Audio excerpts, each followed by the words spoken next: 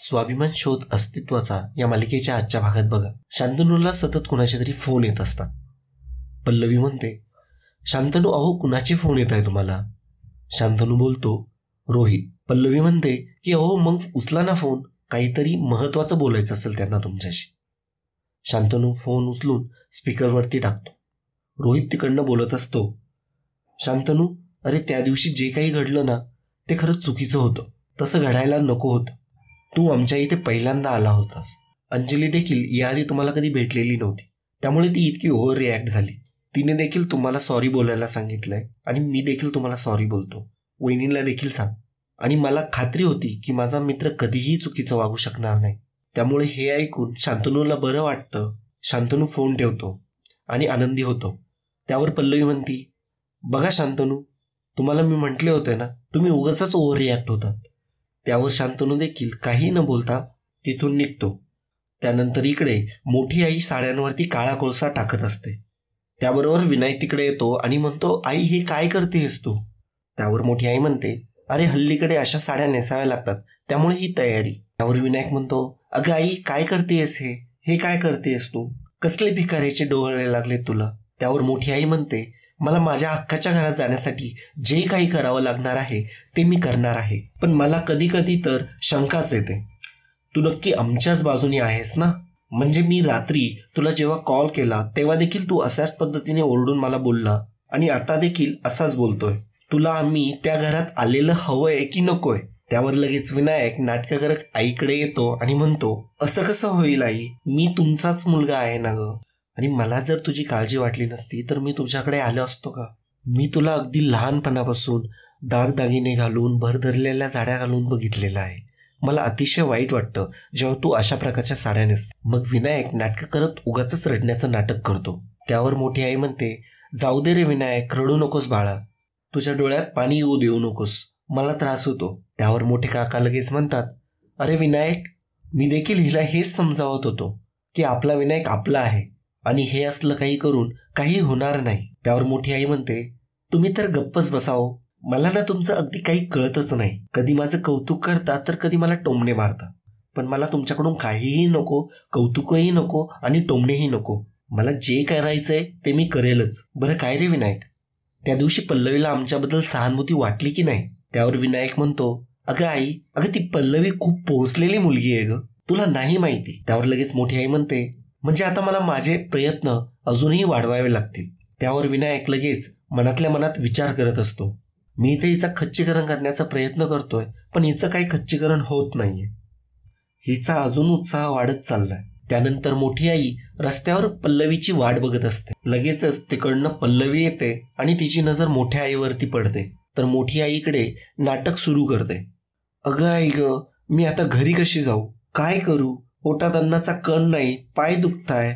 रिक्षा रिक्षा. इतक्यात समोरून एक रिक्षा येते. ती रिक्षावाल्याला म्हणते, दादा सहकार नगरपर्यंत सोडाल का हो? पण माझ्याकडे पैसे नाहीये. त्यावर रिक्षावाला नाही म्हणतो आणि तिथून निघून जातो. मोठी आई म्हणत असते, अरे देवा, खिशात पैसे देखील नाही. आता मी काय करू? कशी घरी जाऊ? त्यानंतर तिथे एक दुसरा रिक्षावाला येतो. त्याला देखील मोठी आई सेम बोलते, माझ्याकडे पैसे नाही आहेत, मला सहकार नगरपर्यंत सोडाल का? तेव्हा तो रिक्षावाला मोठ्या आईला बोलतो की नाही जमणार. हे सर्व पल्लवी लपून बघत असते. त्यानंतर पुन्हा एकदा तिसऱ्या रिक्षावाल्याला मोठी आई हाक मारते. त्या रिक्षावाल्याला मोठी आई म्हणते, अहो या म्हातारीवर दया करा, पैसे नाहीत माझ्याकडे, सहकार नगरपर्यंत सोडाल का? त्यावर तो रिक्षावाला म्हणतो, अहो आजी, नसले पैसे म्हणून काय झालं, मी सोडतो तुम्हाला, बसा रिक्षामध्ये. त्यानंतर मग तो रिक्षावाला मोठ्या आईला तिथून घेऊन जातो. हे सर्व पल्लवी लपून बघत असते. पल्लवीकडे मनातल्या मनात म्हणत असते की काय खरं काय खोटं, मी या सगळ्याचा सत्याचा शोध घेणार. त्यानंतर ती सुद्धा एका रिक्षाला हात करते. त्यानंतर पल्लवी त्या रिक्षामध्ये बसते व मोठी आई ज्या रिक्षामध्ये गेलीये त्या रिक्षाचा पाठलाग करण्यासाठी ती सांगते. त्यानंतर लगेच पल्लवी त्या रिक्षाच्या मागे मागे जात असते. मग मोठी आई एका ठिकाणी येऊन ती रिक्षा थांबवते. बस बस, मी इथेच उतरते. ती रिक्षावाल्याला म्हणते की हे घे पैसे आणि मी जे बोलेल त्याला होला हो करायचं. ठरलेले आहे त्यापेक्षा जास्तच पैसे दिलेत तुला. खाली उतरल्यावर मी जे बोलेल त्याला होला हो बोलायचं. खाली उतरल्यावर मोठी आई म्हणते, चल बाबा मी जाते आता, इथेच समोरच्या चाळीमध्ये माझं घर आहे, एवढं बोलून मोठी आई तिकडनं निघते आणि एका ठिकाणी जाऊन मोठी आई लपते आणि पल्लवी देखील तिथे रिक्षा थांबवते, रिक्षावाल्याला पैसे देते आणि बघते तर काय मोठी आई कुठं तिला दिसत नसते. मोठी आई मनामध्ये म्हणत असते की पल्लवी आज तुला इथपर्यंत आणलंय, पुढच्या वेळी मी तुला घरापर्यंत घेऊन येईन. त्यानंतर मोठी आई आल्यानंतर मोठे काका तिला विचारतात. मोठे काका म्हणतात, सुपर्णा अगं काय अवतार केलाय सा? त्यावर मोठी आई म्हणते, अहो काय करणार, दुसरा पर्यायच नाही. अहो आज त्या पल्लवीला मी घरापर्यंत आणलं, आता पुढच्या वेळेला तिला मी घरी घेऊन येईल. मोठे काका मोठ्या आईला म्हणतात, अगं आपल्याला तिला गरिबी दाखवायची आहे, मग तिने हा फ्लॅट बघितला तर मोठी आई लगेच मोठ्या काकांना म्हणते, अहो तुम्ही कशाला काळजी करताय, अहो मी तिला या घरी घेऊनच येणार नाही, मला तिला कोणत्या घरी न्यायचंय हे मी आधीच ठरवलंय. त्याबरोबर इकडे विभा काकू व मेघनाबाईंनी गप्पा मारत चहा पित असतात. त्याबरोबर पल्लवी घरी येते. तिला घडलेला सर्व प्रकार आठवत असतो, त्यामुळे ती अस्वस्थ असते आणि ती सरळ चाललेली असते. त्याबरोबर विभा काकू व मेघनाबाईंनी पल्लवीला आवाज देतात, पण पल्लवी त्यावर काहीच उत्तर देत नाही. मग विभा काकू येते आणि पल्लवीचा हात पकडते. काय ग पल्लवी, कुठल्या विचारात आहेस? आम्ही दोघींनी तुला हाका मारल्यात. त्यावर पल्लवी बोलते, नाही काही नाही, मला तुमच्या दोघींशी ना एका विषयावरती बोलायचंय. आणि मग तिने जे जे काही रस्त्यावर बघितलं मोठ्या आईची सर्व कहाणी ती विभा काकू व मेघना वहिनींना सांगते. त्यावर पल्लवी म्हणते की मी त्यांचा पाठलाग केला पण मोठी आई कुठेतरी गायब झाल्या. तर हे ऐकून मेघना वहिनीला देखील आश्चर्य वाटतं. त्यावर इकडे शांतनू विनायकला म्हणतो, मी कधी घरी जाऊन आईला बघतोय असं झालंय, मला त्यांची फार काळजी वाटत आहे. विनायक शांतनूला म्हणतो, अरे शांतनू काळजी करू नकोस, मी दुपारी मेघनाला जेव्हा कॉल केला होता तेव्हा मी आदिती काकूंची तब्येतीची विचारपूस केली होती, त्या ठीक आहेत. अरे असं काय बघतोयस, अरे माझी देखील काकू आहे, मला देखील तिची काळजी आहे, म्हणूनच मी चौकशी केली. आणि तसंही माझ्या आई वडिलांमुळेच तर तिची अशी अवस्था झाली. खरंच किती वाईट वागलेत ते दोघ जण, संस्थेत एवढा मोठा फ्रॉड केला, एवढं वाईट वागले. पुन्हा ना त्यांच्यावरती दया दाखवण्याची काही गरज नाही, नाहीतर पुन्हा तेच सुरू करतील. ह्याला किडनॅप कर, त्याला किडनॅप कर, पुन्हा मारामाऱ्या, पुन्हा त्याच गोष्टी. मग शांतनू घरासमोर येऊन गाडी थांबवतो आणि लगेच गाडीतनं उतरून बाहेर येतो. त्यानंतर पल्लवी घरात म्हणत असते की त्यांची नेमकी वाईट परिस्थिती आहे की नाही हे मी शोधून काढणारच. नेमका शांतनू घरामध्ये येतो आणि पल्लवीला रागवून म्हणतो, काही गरज नाहीये हे सर्व करण्याची. त्यावर पल्लवी म्हणते, अहो माझं तुम्ही एकदा ऐकून तरी घ्या, मला याआधी देखील मोठ्या आई या अवस्थेत दिसल्या होत्या.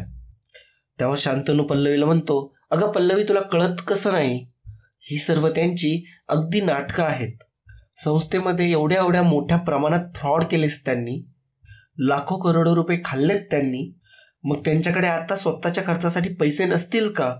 हे पटतंय का तुला? तरी जरी त्यांची ही खरी अवस्था असली तरी काय करणार आहेस तू? त्यावर पल्लवी म्हणती, काही नाही ते आपलं. त्यावर शांतनू लगेच म्हणतो, काही नाही ना, मग जाऊ दे ना, काय गरज आहे हे शोधून काढण्याची. त्यावर लगेच प्रभाकर सर सुद्धा म्हणतात, पल्लवी अगं शांतनू बरोबर बोलतोय, खोटे नाटकं करतायत ते लोक. त्यावर लगेच विनायक शांतनूला म्हणतो, अरे शांतनू जाऊ दे, तू सांगितलंय ना पल्लवीला, ती आता पुन्हा असं नाही करणार, रिलॅक्स. त्याबरोबर लगेच शांतनू तिथून निघून जातो. आणि मित्रांनो, आजचा भाग इथेच संपतो. पुढील भागात आपण बघणार आहोत पल्लवी व शांतनू बेडवरती पडलेले असतात. पल्लवी शांतनूला म्हणते, अहो मी माणुसकी म्हणून विचारत होते. त्यावर शांतनू पल्लवीला म्हणतो, अगं ते माणुसकीच्या लायकीचे देखील नाहीयेत. त्यानंतर दुसऱ्या दिवशी शांतनूने लिहिलेलं पत्र पल्लवी वाचते. त्यानंतर इकडे शांतनू म्हणत असतो, माझी आई हीच माझ्यासाठी एक आदर्श महिला आहे, तिने माझ्यासाठी खूप काही केलं आहे. आणि त्यानंतर पल्लवी शांतनूकडे येते आणि त्याला सांगत असते, छान होतं ते पत्र. त्यानंतर लगेच गीता तिथे येते आणि विचारत असते, कसलं पत्र? त्याबरोबर आजचा एपिसोड इथेच संपतो. तर मित्रांनो, तुम्हाला हा व्हिडिओ जर आवडला असेल तर व्हिडिओला लाईक करा, कमेंट करा, शेअर करा आणि चॅनलला सबस्क्राईब केल्याशिवाय कुठेही जाऊ नका. धन्यवाद. तर मित्रांनो, कालच्या भागात कमेंट करणारे आपले दर्शक होते रेश्मा भगत, रवी कवडे, रेश्मा भगत, अजय वागचौरे, धनश्री देशमाने, नारायण एलगर, सोनी वाघमारे, नीलम गीते, प्रतिभा मोरे, अर्जुन खडे, सपना हुकारे, पूजा कांबळे, तात्या गोंडीबा, सतीश देवकर, उज्ज्वला नाजन, चंद्रशेखर भातवाडेकर, प्रसाद महाडिक, आकाश जाधव, नैना मिश्री, संतोष राजगुरू, मधुकर मोत्राचे, अपर्णा मायेकर, शुभम शेळके, द्रांक्षा खडकर, योगेश मेश्रम, ज्योती पाटील, ज्ञानेश्वर आचारी, बीना परांजपे, ज्ञानेश्वर, अजय वागचौरे, धनश्री देशमाने, नारायण एलगर, सोनी वाघमारे, नीलम गीते, प्रतिभा मोरे, अर्जुन खडे, सपना हुकारे, पूजा कांबळे, तात्या गोंडीबा, सतीश देवकर, उज्ज्वला नाजन, चंद्रशेखर भातवाडेकर, प्रसाद महाडिक, आकाश जाधव, नैना मिश्री, संतोष राजगुरू, मधुकर मोत्राचे, अपर्णा मायेकर, शुभम शेळके, द्रांक्षा खडकर, योगेश मेश्रम, ज्योती पाटील, ज्ञानेश्वर आचारी, बीना परांजपे, ज्ञानेश्वर आलकरी, वैभव कुष्टे.